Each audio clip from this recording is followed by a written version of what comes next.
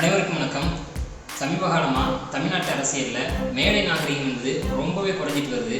அப்படி தான் இப்போ சமீபமாக திமுகவை சேர்ந்த ஒரு எம்எல்ஏ அனிதா ராதாகிருஷ்ணன் என்பவர் மேடையில் ஏறி கொளத்தூர் தொகுதி மக்களை ஒரு குறிப்பிட்ட ஒரு வார்த்தையை சொல்லி விமர்சிச்சிருக்காரு.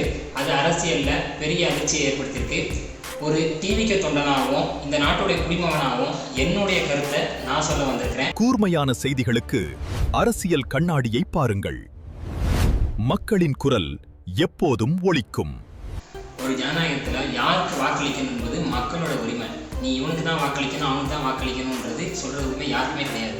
அப்படி இருந்தும் திமுகவை சேர்ந்த ஒரு எம்எல்ஏ கொளத்தூர் தொகுதியில் ஸ்டாலினை தோக்கடிச்சிட்டாங்க அப்படின்ற ஒரே காரணத்தினால ஒட்டுமொத்த மக்களையும் கேடு கெட்டவங்கன்னு சொல்றது எந்த விதத்தில் நியாயம்? திருச்சி தேர்தல் எங்களுடைய தளபதி போட்டியிட வேண்டும் என்ற தீர்மானத்தை இன்றைக்கு காலையில் நாங்கள் வச்சிருக்கோம். எங்களுடைய தன்ன தொகுதி எப்படி தெரியுமா, அப்படியே சிங்கப்பூர் மாதிரி மாற்றி வச்சிருந்தாரு. ஆனா கேடு கட்ட அந்த தொகுதி மக்கள் நினைத்து பார்க்க முடியுமா? இன்னைக்கு குறிப்பாக சொல்ல வேண்டும், கேடு கட்ட அந்த தொகுதி மக்கள். ஒரு அரசியல் தலைவன் மக்களுக்கு சேவை செய்வதற்காண்டி தான் வரணும். மக்களுடைய தீர்ப்பை அவமதிக்கிறதுக்காக கிடையாது. ஒரு தொகுதியில் வெற்றி பெற்றால் அந்த மக்களை கொண்டாடுறதும், ஒரு தொகுதியில் தோற்றுட்டா அந்த மக்களை இழிவுபடுத்துறதும் நல்ல அரசியல் நாகரிகம் கிடையாது. ஓகே, இப்போ ஒரு 6 மாதத்துக்குள்ள திருச்சி கணக்கில் இடைத்தேர்தல் வரும். அதில் திமுக தலைவர் ஸ்டாலின் போட்டிடுற மாதிரி ஒரு பேச்சுவார்த்தை வெளியே வந்துட்டு இருக்கு. இப்போ அந்த மக்களும் ஸ்டாலினை தோக்கடிச்சிட்டா அப்போ அந்த மக்களையும் இதே மாதிரி தான் வார்த்தையை சொல்லி விமர்சிப்பீங்களா?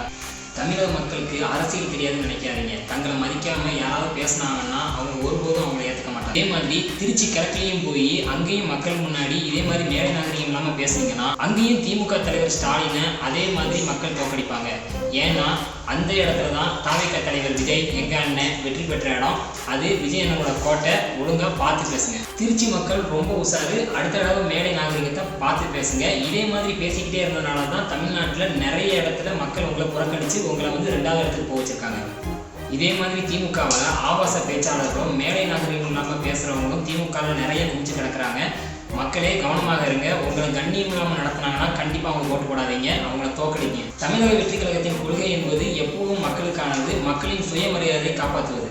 திமுகவை சேர்ந்த எம்எல்ஏ அனிதா ராதாகிருஷ்ணன் அவங்களுடைய பேச்சை நீங்கள் எப்படி பார்க்குறீங்க? மறக்காமல் கமெண்ட் பாக்ஸில் கமெண்ட் பண்ணுங்கள். நம்ம சேனலை சப்ஸ்கிரைப் பண்ணுங்கள். என்னுடைய வீடியோவை உங்களுடைய டிவிக்கு ஃப்ரெண்டுக்கு ஷேர் பண்ணுங்கள். நன்றி, வணக்கம். கூர்மையான செய்திகளுக்கு அரசியல் கண்ணாடியை பாருங்கள். மக்களின் குரல் எப்போதும் ஒலிக்கும்.